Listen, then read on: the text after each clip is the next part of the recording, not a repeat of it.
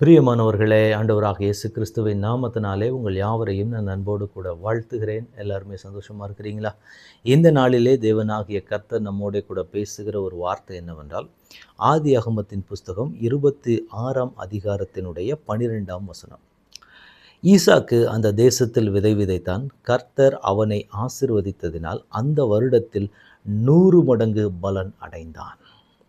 இந்த வார்த்தையை கேட்டுக்கொண்டிருக்கிற எனக்கு அன்பான தேவனுடைய பிள்ளைகளே, ஆண்டவர் இன்றைக்கு நமக்கு ஒரு வாக்குத்தத்தத்தை கொடுக்கிறார். உங்களுக்கு 100 மடங்கு பலனை ஆண்டவர் கொடுக்க செய்ய போகிறார். நீங்க 100 மடங்கு பலனை பெற்றுக்கொள்ளப் போகிறீர்கள். ஈசாக்கின் மேலே இருந்த ஆசீர்வாதம் ரொம்ப விசேஷமான ஒன்று. ஒன்றுமே இல்லாத இடத்துல இருந்து அதற்கு முன்பாக இருக்கிற அதிகாரங்களை நீங்கள் படித்து பார்ப்பீங்கன்னா, முன்பாக இருக்கிற வசனங்களை படித்து பார்ப்பீங்கன்னா, ஒரு கொடிய பஞ்சம் தேசத்திலே உண்டாகிறது. அந்த பஞ்சத்தின் மத்தியிலே என்ன நடக்குது அப்படின்னா, வேறொரு தேசத்துக்கு நான் போய் பிழைத்து கொள்வேன், இந்த இருந்தால் வாழ முடியாதுன்னு சொல்லக்கூடிய ஒரு நிலைமை வந்த பொழுது, ஆண்டவர் அந்த இடத்துல பக்தனாகிய ஈசாக்கினுடைய ஆண்டவர் பேசுவார். உன் தகப்பன் என் சத்தத்துக்கு கீழ்ப்படிந்து நடந்தவர், அதனால நான் உன்னை ஆசீர்வதிக்க வேண்டும், அதனால இந்த இடத்தை விட்டு நீ போகக்கூடாது என்று ஆண்டவர் சொல்லுவார். அப்போ அப்பருடைய சத்தத்தை கேட்டு ஆண்டவருடைய சமூகத்திலே போய் நின்றது நிமித்தம் ஈசாக்குக்கு ஆண்டவர் கொடுத்தது 100 மடங்கு பலனை கொடுத்தார். எப்போ அப்படின்னா, பஞ்ச காலத்தில். இன்றைக்கு அநேகமான நாம் போய்கொண்டிருக்கிற சூழ்நிலைமைகளில் பஞ்ச காலத்திலே ஒரு நிறைவான ஆசீர்வாதத்தை கொடுக்கிற ஒரு தேவன். நல்லாக இருக்கக்கூடிய நார்மல் டேஸில் ஒரு நல்ல செழுமையான ஒரு மழை காலத்தில் அல்லது ஒரு நல்ல செழிப்பு நிறைந்த ஒரு இடத்துல கொடுப்பது ஒரு பெரிய விஷயம் கிடையாது. நம்ம ஆண்டவர் என்றைக்குமே கொஞ்சம் அவருடைய கிரியைகள் எல்லாமே வித்தியாசமாக தான் இருக்கும். அப்போ தேவன் ஒவ்வொரு பிள்ளைகளையும் நடத்துவது ஆர்டினரியாக கர்த்தர் நம்மை கொண்டு போனால் அது ஒரு சாட்சியாக இருக்காது. ஆனால் எப்படி ஒரு சாட்சி வேணும் அப்படின்னா, பல போராட்டங்களை நாங்கள் கடந்து வந்தோம், ஆனால் இன்றைக்கும் நாங்கள் ஜீவனோடு நிற்கிறோம். இந்த சாட்சிக்கு என்றைக்குமே ஒரு வேல்யூ ஜாஸ்தியாக தான் இருக்கும். அப்போ நாம் எப்படி தேவ சமூகத்துக்கு முன்பாக போய் நிற்கிறோம்? நான் ஆண்டவருடைய சமூகத்தில் ஆண்டவருக்கு முன்பதாக நான் போய் நிற்க வேண்டும் என்ற ஒரு மனநிலையில் நான் நிற்கிறேன். அப்போ பஞ்ச காலத்தில் விதை விதைத்து அது 100 மடங்கு பலன் கிடைச்சா மட்டும்தான் அது சாட்சி. பஞ்ச காலமே இல்லை, நல்ல செழுமை நிறைந்த தண்ணீர் பாங்கான இடத்துல கொண்டு போய் நான் விதைச்சி எனக்கு 100 மடங்கு அறுவடை கிடைச்சதுன்னு சொன்னேன்னா இந்த உலகம் அதை பெரிய விஷயமாக பார்க்காது. அதனால தான் தேவன் என்ன செய்கிறார் அப்படின்னா, சில பஞ்ச காலங்களை நம்முடைய வாழ்க்கையில் அனுமதிக்கிறார். இதைத்தான் தேவ பிள்ளைகள் புரிஞ்சுக்கணும்.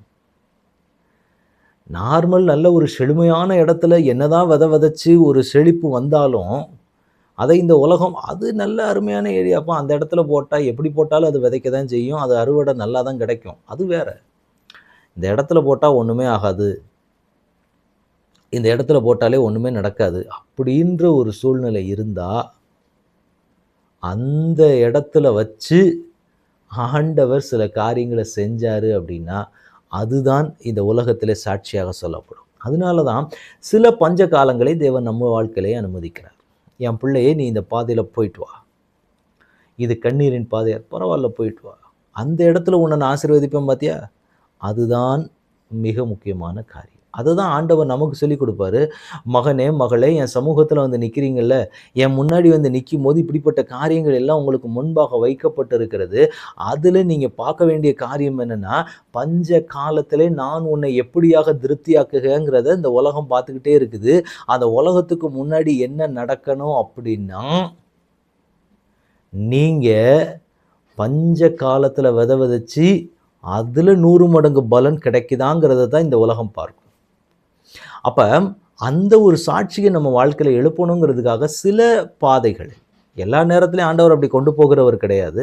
ஆனால் சில நேரங்களில் நமக்கு சாட்சி எழும்பணுங்கிறதுக்காக கர்த்தர் என்ன செய்வார் அப்படின்னா, சில பாதைகளை தேவன் அனுமதித்து என் பிள்ளைகள் இந்த பாதையில் போகட்டும், ஏன்னா இந்த பாதையில் நான் சில காரியத்தை செஞ்சால் தான் இதை இந்த சுற்றிலும் இருக்கிற ஜனங்கள் அற்புதமாக பார்ப்பாங்க.